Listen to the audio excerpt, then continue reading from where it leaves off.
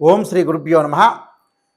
2025 English ఈ సంవత్సరంలో మనకి ఏ విధంగా ఉండబోతుంది? 2025లో మేషాది ద్వాదశ రాశుల యొక్క ఫలితాలు ఏ విధంగా ఉండబోతుందో మనం తెలుసుకుందాము. సహజంగా మనకి రాహుకేతులు ఒక రాశి నుంచి మరొక రాశికి మారటానికి 18 నెలల పాటు ఉంటుంది. గురువు సంవత్సర కాలం పడుతుంది. శని 2.5 సంవత్సరాల పాటు పడుతుంది. అలానే రవి, బుధ, శుక్రగ్రహాలు 30 రోజుల పాటు ఒక రాశి నుంచి మరొక రాశికి మారటం, కుజుడు 45 రోజుల పాటు మారటం, చంద్రుడు 2.5 రోజుల పాటు పడుతూ ఉంటుంది. మరి ఈ 2025లో అతి పెద్ద గ్రహాలను మనం అంచనా వేసుకునేటట్లయితే, అంటే మిగతా గ్రహాలన్నీ కూడా కొంత మార్పులు జరుగుతూ ఉంటుంటాయి. కొన్ని కాంబినేషన్స్, కొన్ని కంజంక్షన్స్ జరుగుతూ ఉంటాయి సహజంగా. అవన్నీ కూడా నెల రోజుల పాటు ఒక రాశి నుంచి మరో రాశికి 45 రోజుల పాటు మారుతూ ఉంటాయి. సహజంగా అవన్నీ కూడా మార్పులు జరుగుతుంటాయి. కానీ అతిపెద్ద గ్రహాలైన రాహుకేతులు మనకు అనుకున్నట్టుగా 18 నెలల పాటు ఉంటాడు. శని 2.5 సంవత్సరాలు, గురువు సంవత్సర కాలం పాటు ఉంటాడు. మార్చి 29వ తారీఖు 2025 రాత్రి 9:44 పూర్వభద్ర నక్షత్రం 4వ పాదంలో మీనరాశిలోకి శని యొక్క సంచారం జరుగుతుంది. అలానే మే 14వ తారీఖున 2025 ఉదయం 11:34 మృగశిర నక్షత్రం 3వ పాద ప్రవేశంతో మిథున రాశిలోకి గురువు సంచారం చేస్తాడు. అంటే వృషభ రాశి నుంచి మిథున రాశిలోకి సంచారం జరుగుతుంది. మే 20వ తారీఖు 2025 ఉదయం 6:45 పూర్వభాద్ర నక్షత్రం 3వ పాద కుంభరాశిలోకి ప్రవేశంతో రాహు కుంభరాశిలోకి మీనరాశి నుంచి కుంభరాశిలోకి ప్రవేశం జరుగుతుంది. అలానే మే 20వ తారీఖున ఉదయం 6:45 కేతు ఉత్తరా నక్షత్ర 1వ పాద సింహరాశిలోకి ప్రవేశం జరుగుతుంది. అంటే కన్య నుంచి సింహరాశిలోకి కేతు యొక్క ప్రవేశము, మీనం నుంచి కుంభరాశిలోకి రాహు యొక్క ప్రవేశము, వృషభం నుంచి మిథునంలోకి గురువు యొక్క ప్రవేశము, దానితో పాటు శని భగవానుడు కుంభం నుంచి మీనరాశిలోకి సంచారం చేస్తారు. అంటే అతిపెద్ద గ్రహాలు ఈ 4 గ్రహాలను బట్టి మనకి 2025లో ఏ విధంగా మేషాది ద్వాదశ రాశుల యొక్క ఫలితాలు ఏ విధంగా ఉన్నాయో ఒక్కసారి మనం తెలుసుకుందాం. 2025లో వృషభ రాశి వాళ్ళకి ఏ విధంగా ఉండబోతుందో ఒక్కసారి మనం పరిశీలన చేసినట్లయితే, వృషభ రాశి వాళ్ళకి మే 14వ తారీఖున మిథున రాశిలోకి గురువు యొక్క సంచారం వల్ల, ద్వితీయంలో గురువు యొక్క సంచారం వల్ల ఆర్థిక స్థితిగతి బాగా మెరుగుపడుతుంది. ఆర్థిక పరంగా బాగా పుంజుకునే అవకాశాలు ఎక్కువగా ఉంటాయి. ఇన్కమ్ అనేది బాగా గ్రోత్ అవుతుంది. ప్రతి విషయంలో కూడా ముందంజలో ఉండే అవకాశాలు ఉంటాయి. ప్రతి పని కూడా విజయం సాధించే అవకాశాలు ఎక్కువగా ఉంటాయి. అంటే ఆర్థిక స్థితిగతులు చాలా బాగా పెరుగుతాయి.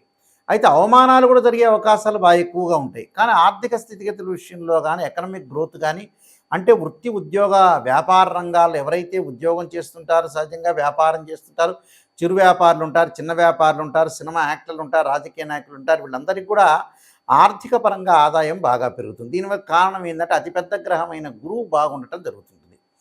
దానితో పాటు వీళ్ళకి ముఖ్యంగా మీనరాశిలో శని యొక్క సంచారం చేయటం జరుగుతుంది.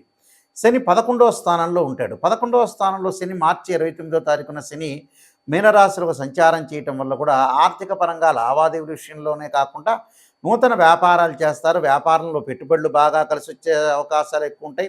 ఉద్యోగస్తులకు ప్రమోషన్లు ఉంటాయి. విదేశాలకు వెళ్ళే అవకాశాలు ఎక్కువగా ఉంటాయి. అంటే అనుకున్న లక్ష్యాలు ఏదైతే వాళ్ళు చేయాలనుకున్నావో అన్నీ కూడా వాళ్ళు సాధించే అవకాశాలు ఎక్కువగా ఉంటాయి.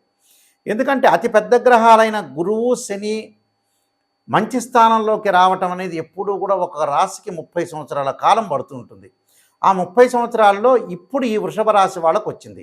కాబట్టి వృషభ రాశి వాళ్ళకు అనుకున్న పనులన్నీ కూడా నెరవేరటం, ప్రతి దానిలో కూడా కొంత విజయం సాధించే అవకాశాలు ఎక్కువ ఉంటాయి.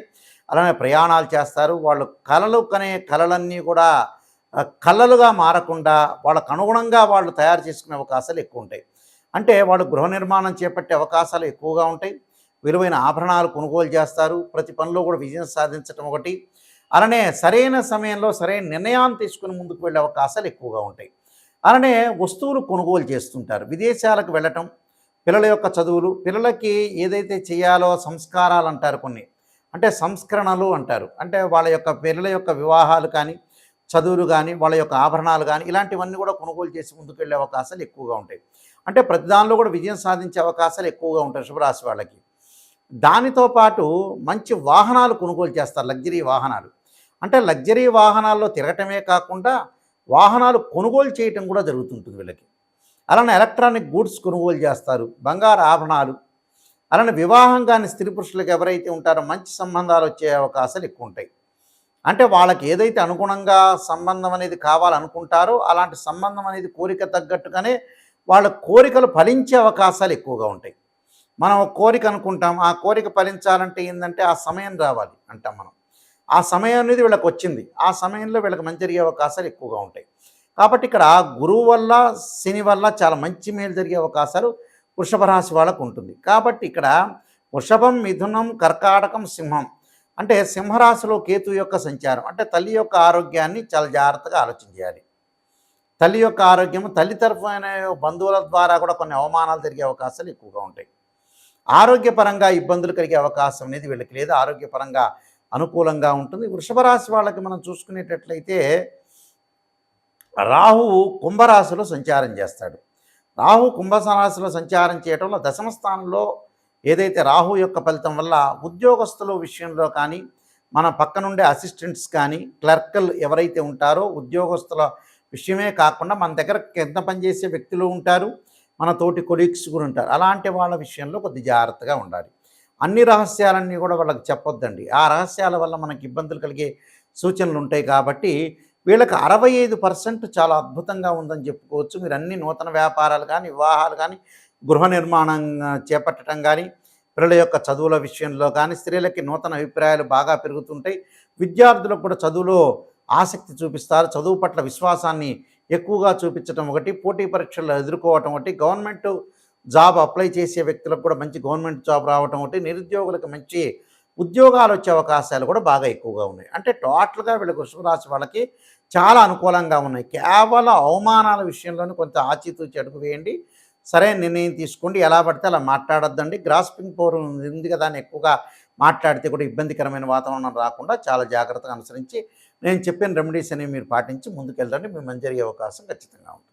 ఈ రాసుల వాళ్ళందరూ కూడా చక్కగా కొన్ని అనుసరించాల్సిన నియమాలన్నీ ఉన్నాయి. ఈ సంవత్సరం అంతా కూడా 2025లో ఈ రాసుల వాళ్ళందరూ కూడా అనుసరించాల్సిన విధానం ఏమిటి, విధి విధానాలని అనుసరిస్తే మన జీవితం అనేది ఎలాంటి మలుపు తిరగబోతుంది అంటే, వృత్తి, ఉద్యోగ, వ్యాపారం కానీ, వివాహం కానీ, అలానే ఆరోగ్యపరంగా కానీ, ఆర్థిక సమస్యలు కానీ, కోర్టు సమస్యలు కానీ, ఇలాంటివన్నీ కూడా ఇబ్బందులు కలగకుండా ఉండటానికి నేను కొన్ని ప్రత్యేకంగా రెమెడీస్ చెబుతాను. ఆ రెమెడీస్ అనేవి మీరు పాటించండి, మీకు మంచి జరిగే అవకాశం ఖచ్చితంగా ఉంటుంది. 2025లో గణపతి యొక్క ప్రార్థన చేయండి. గణపతి యొక్క ప్రార్థనలా చేయాలి అని అంటే మనకి 2025 సంవత్సరంలో సహజంగా సంకష్టహర చతుర్థి వ్రతాన్ని పాటించండి. సంకష్టహర చతుర్థి వ్రతాన్ని ప్రతి నెలలో చేసుకోవటం కానీ, లేకపోతే నెలకి ఒక నెలలో చేస్తే నెక్స్ట్ మంత్ ఆపేసుకొని ఆ పై మంత్లో కానీ సంకష్టహర చతుర్థి గణపతి యొక్క ప్రార్థన, గణపతిని గకార అష్టోత్తరంతో ప్రార్థన చేయటం చేయండి. అంటే వక్రతుండ మహాకాయ కోటి సూర్య సమప్రభ నిర్విఘ్నం కురుమే దేవా సర్వకార్యేశ్వరుదా అనే మంత్రాన్ని చక్కగా చదువుకోండి. వీలైతే తత్పురుషాయ వక్రతుండాయ ధీమహే తన్నోదంతి ప్రచోదయాత్ అనే మంత్రాన్ని చదవటం ఒకటి. గణపతి యొక్క ఆలయాలను దర్శనం చేయండి. అది ఎప్పుడు సంకష్టహర చతుర్థి రోజున కానీ, బుధవారం కానీ, హస్త నక్షత్రం కానీ. అంటే మన జీవితంలో ఉండే విఘ్నాలన్నీ కూడా తొలగిపోతుంటాయి. ధనం కలిసి రావాలంటే, ధనపరంగా ఇబ్బందులు మీకు కలుగుతున్నాయి అంటే, ఓం యక్షాయ కుబేరాయ శరణాయ ధనధాన్యాధిపతే ధనం ధాన్య సమృద్ధిమే దేహిమే దాపై స్వాహ అనే మంత్రాన్ని చక్కగా గురువారం రోజున ప్రాతకాలం చదవండి. వీలైతే ఇది నేను చదవలేను గురువుగారు అని చెప్పిన వ్యక్తులకి దేవానాంచ ఋషీనాంచ గురుకాంచన సన్నిభం బుద్ధిమతం త్రిలోకేశం తమ నమామి బృహస్పతిమని ప్రదోషకాల సమయంలో 2025లో ప్రతి గురువారం రోజున సాయంత్రం పూట చదవండి. వీలున్న గురువారాలు ఎక్కువ శాతం చదవటం అనేది నేర్చుకోండి. దానివల్ల ఏదంటే ధనం కలిసి వచ్చే అవకాశాలు ఎక్కువ ఉంటాయి.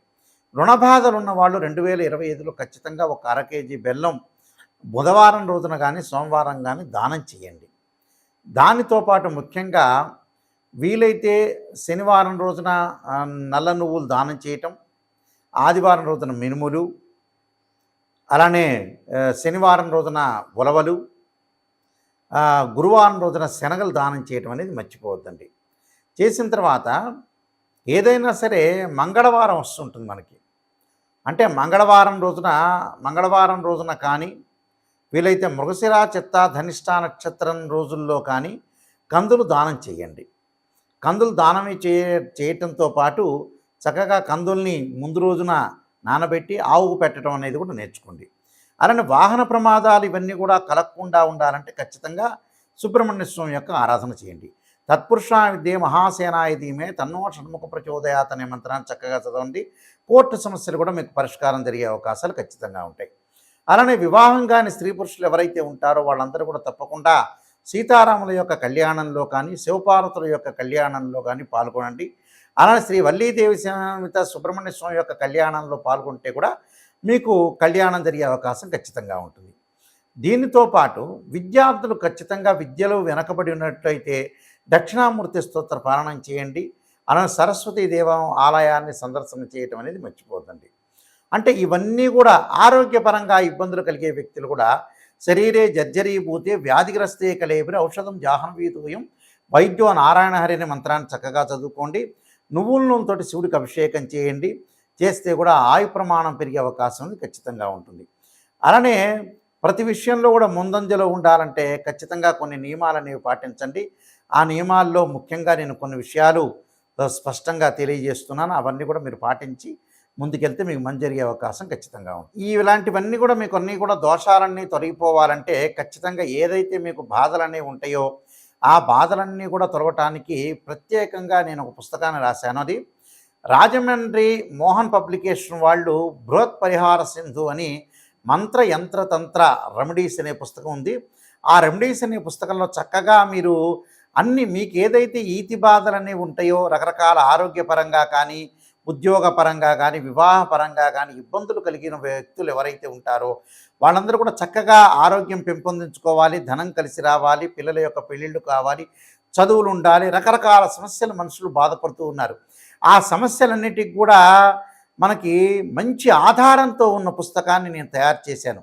ఏమిటంటే అది రామాయణంలో కానీ భాగవతంలో కానీ భారతంలో ఉండే కొన్ని శ్లోకాలు కానీ అలానే పురాణాల్లో కానీ ఇతిహాసాల్లో కానీ మంచి మంచి శ్లోకాలు మంత్రాలన్నీ కూడా మనకు వేదం చెప్తుంది. ఆ వేదంలో ఉండే శ్లోకాలు మంత్రాలకు సంబంధించినవన్నీ కూడా రెమెడీస్ అనేవి కొన్ని పుస్తకంలో ఉంది కాబట్టి నేను రాసిన పుస్తకంలో పొందుపరిచానది. ఆ పుస్తకం పేరు బృహత్ పరిహార సింధు అంటారు. ఇది రాజమహేంద్రవరం మోహన్ పబ్లికేషన్ వాళ్ళు ప్రింట్ చేశారు. ఈ పుస్తకంలో మీకు ఏదైతే దోషాలనేవి జాతకపరంగా ఉంటాయో ఆ దోషాలన్నీ కూడా తొలగటానికి ఆ పుస్తకం అనేది చాలా ఉపయోగపడుతుంటుంది. ఆ పుస్తకాన్ని మనం స్క్రీన్ మీద చూపిస్తున్నాము. అందరూ కూడా ఆ పుస్తకాన్ని తీసుకుని ఆ పుస్తకంలో గ్రంథంలో ఉంటే ఏదైతే మీకు బాగలేదో ఆ శ్లోకాలు మంత్రాలు చదవటం వల్ల కూడా మీకు చక్కని పరిష్కార మార్గం దొరుకుతుందని మరి నేను ఆశిస్తున్నాను. సర్వే జనా సుఖినో భవంతు.